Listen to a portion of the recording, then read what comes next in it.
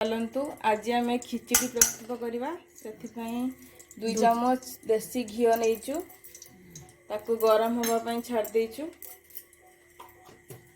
एबे आम से गोटे गुजराती पकेलु 2टी गुजराती देचु,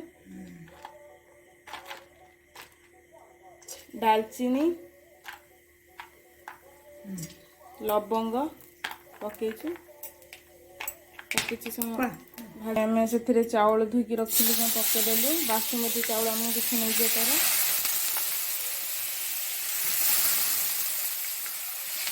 मो माँ पूर्व बासमती चाउल को धोई देते आम से घीरे पकाइछु। एबे ताकू टिके भल भाव आम भाजीदबा घीरे टे भल भाव भाजीदबा। देखो आमर हो आसला एबे से किसी मुग डाली आम देलु।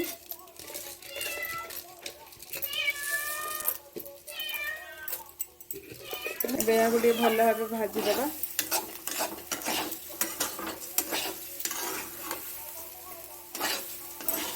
एबे आम से हलदी गुंड पकेलु।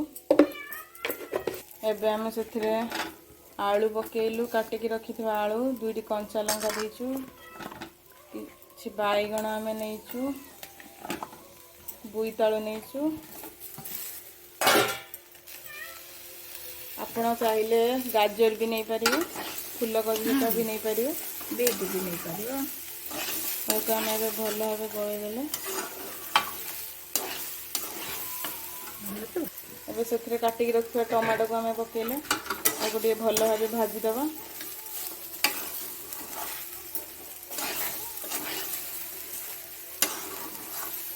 एबे आम से लुण पकेलु स्वाद अनुसार। एबे भल भाव गोलई दबा।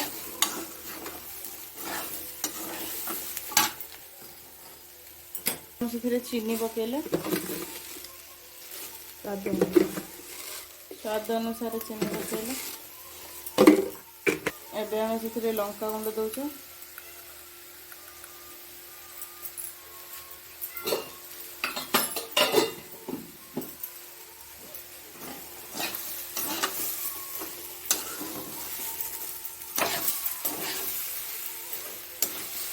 से किसी पानी दौचे भाजिक रखि परिबा चाउल को सब पकेले प्रेशर कुकर।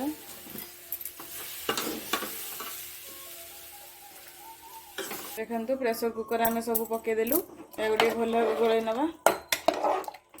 देखु आम प्रेशर कुकर ए ढांकुणी दे देछे।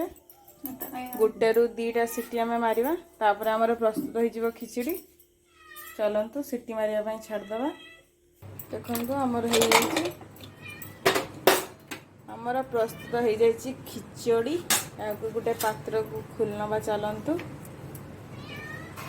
देखो आमर प्रस्तुत हो सारी खिचड़ी।